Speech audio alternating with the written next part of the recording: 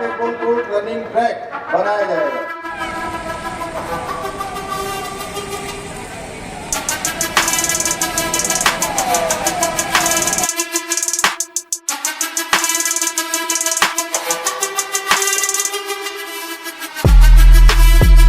क्योंकि हमारी लिस्ट बहुत लंबी है।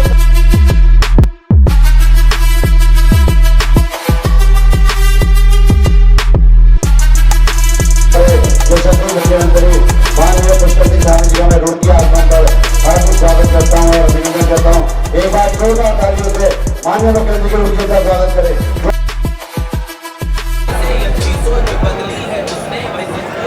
बंदा अपना सही उज्ज्वला की आंच से रोटी मिली, बूढ़ी माँ के चेहरे पे है खुशियाँ खिली। बेटी पढ़ती है, बेटी बढ़ती है, दुनिया भर में ये चर्चा भारत की चली। सीने में ज्वाला वो है भर के चला, घर घर देखो। कार्यक्रम में हम सबके बीच में इस प्रदेश के बहुत ही लोकप्रिय और युवा मुख्यमंत्री आदरणीय पुष्कर सिंह धामी जी आज इस कार्यक्रम में उनके साथ हम सबके वरिष्ठ नेता, पूर्व महामंत्री,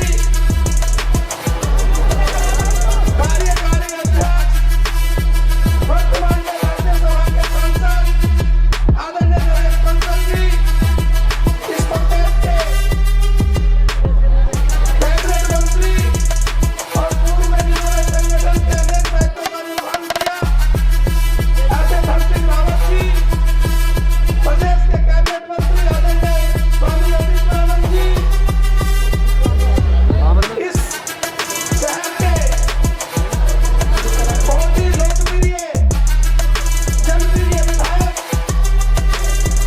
जिनके संयोजन में कार्यक्रम आयोजित हो रहा है, ऐसे आदरणीय प्रदीप बत्रा जी, इस शहर के प्रथम नागरिक भाई गौरव गोयल जी, हमारे संगठन के बहुत ही सुचारू निदेशक डॉक्टर जयपाल जी, इस मंडल यहाँ के रुचि मंडल के दोनों मंडल अध्यक्ष और हमारे झमेले के विधायक देवराज करमलाल जी, गस्तर के विधायक संजय गुप्ता जी, कानपुर के लोकप्रिय विधायक प्रमोद सिंह चैनिया जी, रुचि के पूर्व विधायक सुरेश जैन जी, डॉक्टर राजनाथ, ऐसे हमारे सभी वरिष्ठ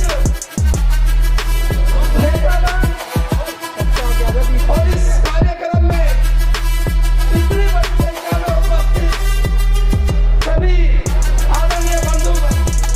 बत्रा जी, अब 5 मिनट के बाद मिलवाइए जिसे मिलवाना, 5 मिनट आप बंद कर दो इसे। खंड को एक विकास की पराकाष्ठा बढ़े जाने के आतुर है। हमें पूर्ण विश्वास है कि आपके नेतृत्व में प्रदेश विकास की नई ऊंचाइयों को प्राप्त करेगा। आंधियों को भी जैसे कुछ चिराग जल जाते हैं, इतना ही हिम्मत है। हम घोषणा करता हूँ, कई बार भी कोई घोषणा करता हूँ, विधानसभा में हमने कोई घोषणा करी तो उसके सबके शासनादेश निकलते हैं। हम सारे विभाग के लोगों से पहले बात करते हैं, बात करने के बाद हम देखते हैं हमारे प्रदेश की स्थिति ऐसी है कि नहीं, हमारा वित्त विभाग क्या कह रहा है, हमारा संबंधित विभाग क्या कह रहा है, ये योजना पूरी हो सकती है कि नहीं हो सकती है, इसके लिए धन का आवंटन हो सकता है कि नहीं हो सकता है, तब जाकर हम घोषणाएं करते हैं। इसलिए हमने कहा है जो भी योजनाएं हम शुरू करेंगे उन योजनाओं को पूरा करेंगे। इस प्रकार से भर्ती की प्रक्रिया शुरू हो गई है। अभी आप सबके बीच में से बार बार आवाज आती है कि नौजवानों को रोजगार मिलना चाहिए, रोजगार मिलना चाहिए। तब हमने देखा कि कितना रोजगार है, मात्र 24,000 सरकारी नौकरी है। तो हमने सोचा, सभी लोगों ने हमने तय किया, हमारे मंत्रिमंडल के सहयोगियों ने तय किया, हमारी पार्टी संगठन के लोगों ने तय किया कि हम चाहते हैं कि हमारे नौजवान युवा भाई केवल और केवल रोजगार मांगने वाले न बने, वो रोजगार देने वाले बने। उसके लिए हमने मुख्यमंत्री स्वरोजगार योजना, मुख्यमंत्री नैनो योजना, पर्यटन में वीर चंद्र सिंह गढ़वाली योजना, तमाम योजनाओं को हमने कहा है कि स्वरोजगार के माध्यम से 1 लाख लोगों को सीधे सीधे रोजगार देने का काम करेंगे और इसके कैंप लगाए जाएंगे। और एक कैंप लगने की व्यवस्था हमारी हो गई है। इसी माह अब कैंप लगेंगे और कैंपों में पहले बहुत सारी जगह पर कैंप लगते थे और कैंपों में कई आवेदन पत्र जमा हो रहे हैं, कभी उनका पंजीकरण हो रहा है, पंजीकरण के बाद उनकी स्क्रूटनी हो रही है, और स्क्रूटनी होने के बाद वो बैंकों को जाते थे, बैंकों को वो हजारों की संख्या में आवेदन पत्र जाते थे, और जब बैंक उसमें स्वीकृति प्रदान करते थे ऋण की, तो वो हजारों की जगह सैकड़ों में हो जाते थे। हमने कहा अब ऐसा नहीं होगा।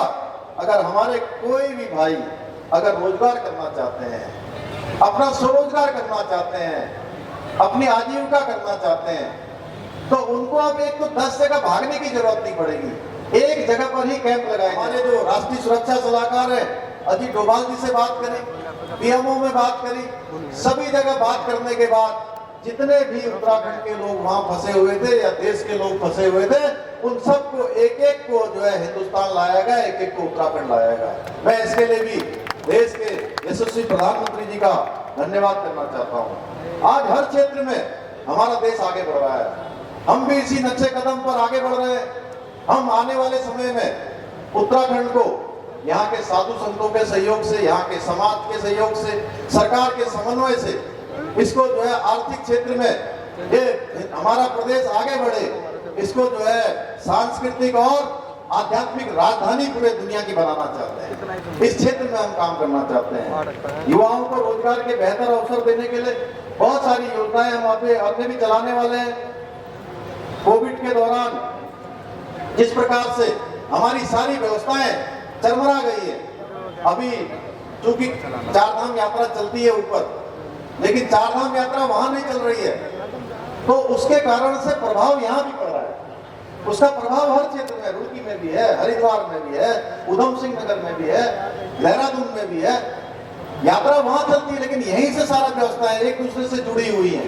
उसको लेकर हमारी सरकार पूरी तरह से गंभीर है, और हमने अभी क्योंकि वहां पर सुप्रीम कोर्ट में मामला चला रहा, सुप्रीम कोर्ट से सरकार ने उस मामले को वापस लिया है, और वापस लेने के बाद हम उस मामले में हाई कोर्ट में जो तथ्य मांगे गए हैं, उन तथ्यों को हमने माननीय न्यायालय में दे दिए हैं, और हम चाहते हैं कि जल्दी से जल्दी हमारी ये यात्रा प्रारंभ हो जाए, जिससे कि हमारे उत्तराखंड के लोगों का जो आजीविका का काम बंद हो गया है वो काम चले, क्योंकि बहुत सारे लोगों की स्थिति ऐसी हो गई है कि उनका घर बार चलना भी बड़ा मुश्किल हो गया है।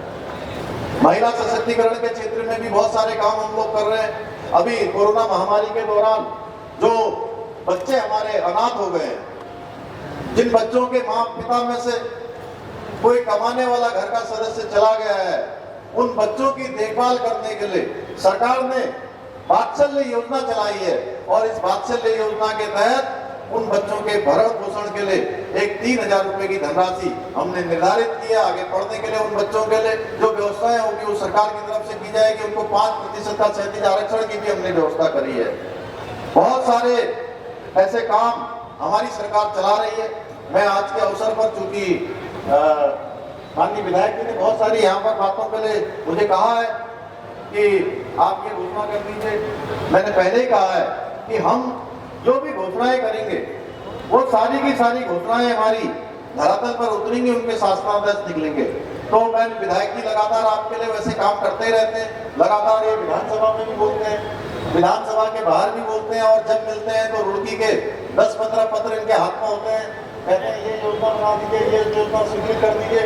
तो मैं आज के इस अवसर पर मैं ये घोषणा करता हूँ कि विधानसभा क्षेत्र रुड़की के अंतर्गत नेहरू स्टेडियम रुड़की के सुदृढ़ीकरण कर इसे मिनी स्टेडियम के रूप में विकसित किया जाएगा। विधानसभा क्षेत्र रुड़की के अंतर्गत राजकीय इंटर कॉलेज रुड़की में ब्लॉक एवं विद्यालय स्तर की खेल प्रतियोगिताओं के आयोजन हेतु इसके ग्राउंड में sport complex, indoor badminton court, basketball court, running track बनाया जाएगा। क्या बात है।